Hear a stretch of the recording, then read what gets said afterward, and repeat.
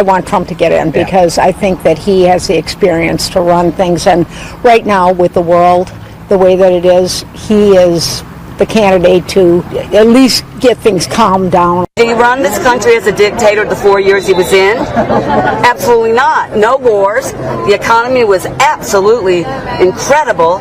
Everybody's making money.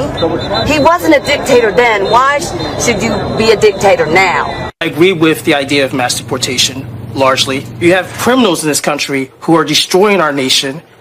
They're coming in here, getting earmarked bills and policies to open up businesses, get free housing, get access, easier access than those who are legally immigrated to this country to welfare and other benefits. So, like, as a taxpayer, we have to pay for these guys to have luxuries of life, and we don't get anything, especially black Americans who've suffered so much in the system under Democrats. We don't get anything. That's insane. You talked about Springfield, Ohio, and the whole thing with the fluff talk of, oh, grabbing the soundbite about Haitians or whatever is eating cats and dogs. Y'all trying to change the narrative of what he's really talking about. Change the narrative of really what we're talking about. And telling us that's what we should be discussing. No, this here, this is what we're discussing.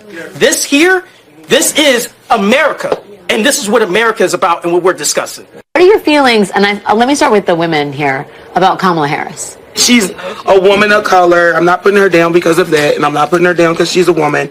I'm not a feminist, so I'm sorry.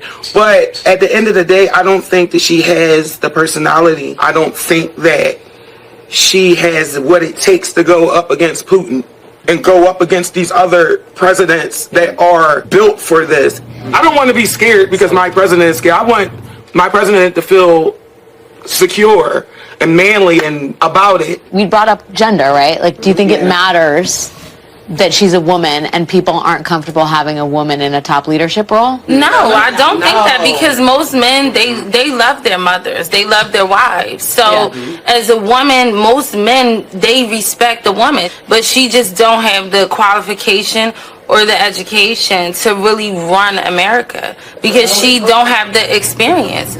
She don't understand our struggles. And for me to believe you for another 4 years, you're crazy. Right. Like, you're crazy. You're saying the same thing that you said 4 years ago. So the fact that she's the vice president That's to just you the is bottom line. You're like, you've been here, you've had a chance. Yes. Well, for me, the very first time I ever heard the name Kamala Harris, it was in association to locking up parents for truancy. That was the first time I ever heard of her name. And I really didn't understand how this person claims to be a black woman, but yet she's locking up black women and black men and separating families. This is the thing that is, Trump talks about this a lot. He says, you know, Kamala Harris became black when it was convenient. Right. Yeah. Can you talk to me about, do you agree with him on that? Do you feel like she's wearing her blackness? Absolutely. when she sworn into the Senate, it was as the first Indian American. Thank you. Which is, it's fine. We don't care. We all know she's not black. Let's understand that. We are all clear of that. But my point of view is, like I told you earlier, she's already been there. She's in office right now. I believe Trump is going to win because,